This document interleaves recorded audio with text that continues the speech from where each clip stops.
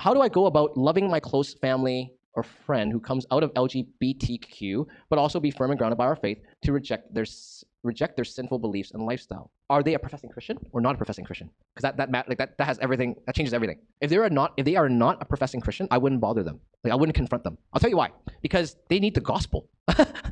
Right? Like, you know why they're living a gay lifestyle? Because they don't know Jesus. If they ask you straight up, do you think homosexual activity is a sin? Yeah, of course you tell them the truth. If they ask you straight up, do you believe that God blesses homosexual marriage? You say no. God only blesses heterosexual marriage, man and a wife. Of course you tell them the truth. But do you have to nag them every time? A non-Christian, really? You got to nag them every time? That's our job? Right? No, they need to know the gospel, and when they've got because their biggest issue is not just homosexual sin. That's actually the mistake that our predecessor in the Western church has made that has contributed to the current bad reputation the church has regarding this topic, right? Because we made it all about gay sin, but actually, in fact, statistically, in a human population, a very small percentage of people belong in the LGBTQ community. Way more are heterosexual. And in fact, given that there are more heterosexual people in any given population, way more are committing heterosexual sin more than homosexual sin, and that is equally sinful in God's sight. So why aren't we emphasizing heterosexual sin? What I just said earlier in previous sessions. Premarital sex, cohabitation, the unlawful divorce, right? For Christians, marrying a non-Christian. Why aren't we condemning that? Why are we picking, you know what I'm trying to say? I'm not saying don't talk about homosexual sin as sin. Yeah, it is sin.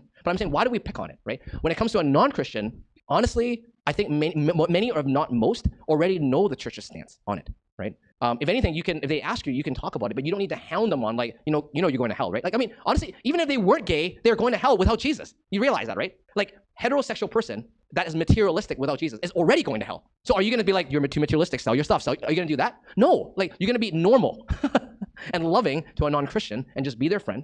And as conversations come up, of course you share the gospel with them, right? If they come to know Jesus, they will, the sin will be dealt with. A great example and testimony of this, which is from a well-known Christian, well, there's two actually.